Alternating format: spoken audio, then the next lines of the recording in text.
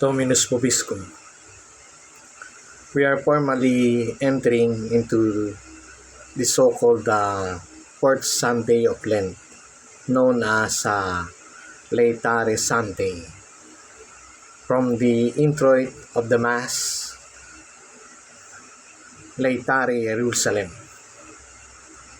A heresy is a teaching that goes against the established traditional norm. And there are so many heresies in history of the church. One heresy during the 12th century, the so-called Cathari. The teaching of the Cathari is you have to deny yourself so much because the body is evil. And this is the reason why that time it's considered foul to get married. You have to remain a virgin. You have to be celibate. And at that time also, the severe mortification was practiced, just like what the flagellantes now are doing. But in the 16th century, there was also a heresy known as Alumbrados. And that time, if the Cathari is actually punishing the body, now in these Alumbrados, the body is being pampered. That's why too much selfishness, too much egoism was practiced.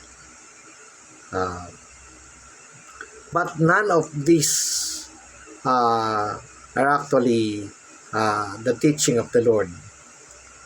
That's why we call them a heresy. Because in the teaching of the Lord, He does not tell us to punish our body severely. Though He told His followers, if you want to follow me, then you have to deny yourself. He also does not conform to the so-called alumbrados or pampering ourselves too much. The teaching of the Lord is actually balance. You have to nourish your soul, and you have to also take care of your bodily needs. Based on the teaching of St. Thomas Aquinas, the virtue comes from the middle.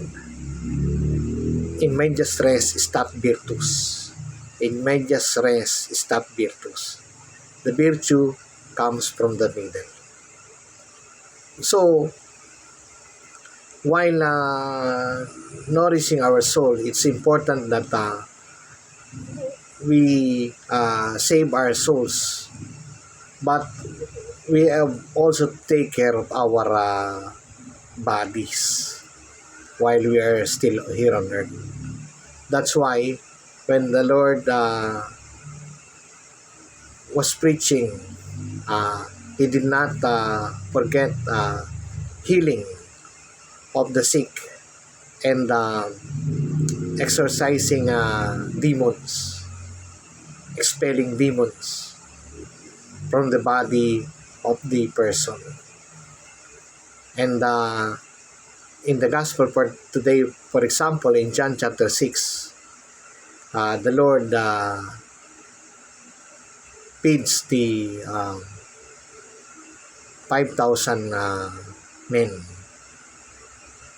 So it means that though we cater to the importance of the soul, we have also to consider the needs of our body, like feeding the hungry. If you remember in Isaiah 58 verses 1 to 9, the Lord in the Old Testament clarified what is the real meaning of fasting. For the Lord, fasting means feeding the hungry. Fasting means doing justice. Fasting means stop oppressing the poor. Fasting means doing good. It's not enough that we deny ourselves of food, but rather it's more of faith that does justice. Faith that does justice. And so, my dear friends, in this week, we are encouraged to ask ourselves, examine ourselves, examine our conscience. Does our faith lead us to doing justice? Let us remember in the letter of St. James, faith without works is dead. Faith without works is dead. Amen. And I bless you. In nomine Patris, et Filii, et Spiritui Sancti. Amen.